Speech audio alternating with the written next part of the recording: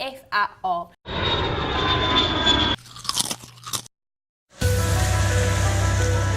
Nice to meet you. Nice to meet you, sir. Nice to meet you, man. Good, yeah. Welcome to the forum again. Cheers, Tom. Yeah, looking forward to performing. Cool, man. Just done the sound check. The sound quality in here is really good. You know what I mean? Can't wait. Got me pal Roz with me and me pal Mikey on the decks and had a few beers. I'm live, man. Can't wait to get out of there. Yeah, that's it, man. Who has been your favourite collaboration out of your entire career, even back in the day? Do you know what? He's not even out of my scene, but Paul Weller, just because the fact, I used to come home out of my head on a Friday night, and my dad would come home out of his head on a Friday night, and turn off my rap music and put on Paul Weller and say, get educated, this is the jam, this is Weller. And I went and done Wembley Arena with him, you know what I mean? Yeah. And I really respected him as a writer and, you know what I mean, loved what he did, so that to me meant a lot, and I could shut my old man up. That's it. I watched your SBTV, and first MC to get a meal with, like, and then you got another one. How did that feel, like, out of everyone, like, you got? That's what I strive for, man. Like, I think I should get a million. I stayed up long enough writing it, you know what I mean? But no, that's cool. So I just appreciate I've got a lot of people behind me, man. So that's why I continue. That's what keeps me spurring on to write bars and make songs and albums.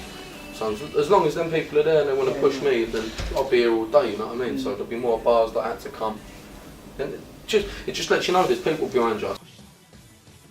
Is there anyone you'd particularly like to collaborate with? God bless him, he's dead, but my favourite rapper of all time is Big Pun. He died, I think he was a genius. Between him and Eminem, I'm split, they're so different that you can't really cut it, but if I could bring that guy's rap from the dead, that's my man. I still live in Capital Punishment, that's my favourite rap album, I think, of all time. talking about Eminem, what did you like?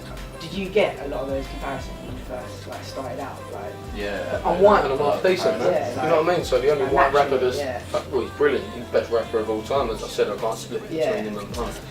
But to be compared to that man, like, he's a genius, man. So it's a compliment. But at the same time, I'm still my own man. I'm from Devlin, bro. I'm not from Detroit. You know what I mean? I like to keep it.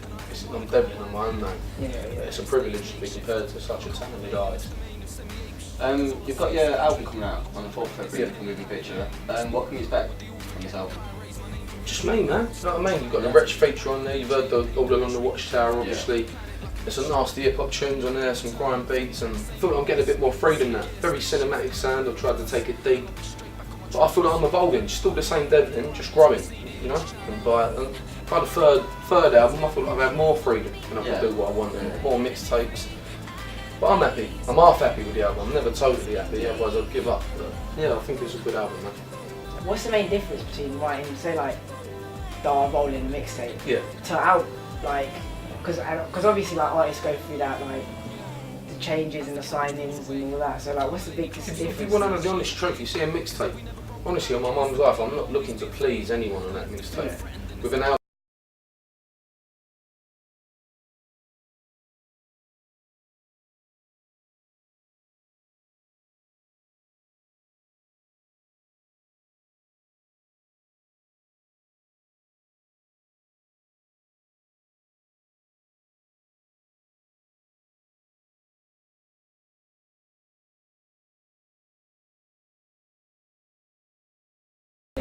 Do you still feel like you're like still in that like grime scene, or like obviously naturally as you go further and like get bigger and stuff, like you decide to like concentrate more on other things? So I grew up in the grime scene. A lot of these kids didn't, but I'm still a young man.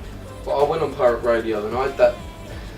You can't capture that vibe again, man. For those that were there, don't know what I'm talking about. There was a scene. Like in Limehouse, you had every crew in that scene, had the studio in that block, you know what I mean? Everyone was about, and you had the pirate radio, and these kids ain't got that. But you got YouTube in that nowadays, that's free advertisement. You got to use that to its fullest potential, but that vibe back then, you know what I mean, that was a different, more successful now, but the vibe back then, we had a whole scene now. Now everyone's out for themselves and it's moved, and I'm glad to see the scene evolve. But I feel sorry for the kids that ain't got the pirate, because it was strong when I was young, and I feel like that was a good training ground for MCs. So is that something you think the UK grime scene could use more of? Like more influence, like more studios provided for people to like, get into whatever they feel? Yeah, it's hard, you know, music is an hard industry to get into, and I cracked away for nine years, I think it took me, and then I signed my deal. From writing my first lyric to signing my deal, I think it took me 9 years. So like anything worth having, it's not overnight. Yeah. But then it won't be worth having if you didn't have to grow for it, I suppose. Yeah. For real, man. Thanks for seriously. No worries, bro. Pleasure to meet you, man. Yeah, Pleasure. man, you too, Yeah, it's man. good to meet you, man. Sorry, I've had a few beers if I look half drizzle.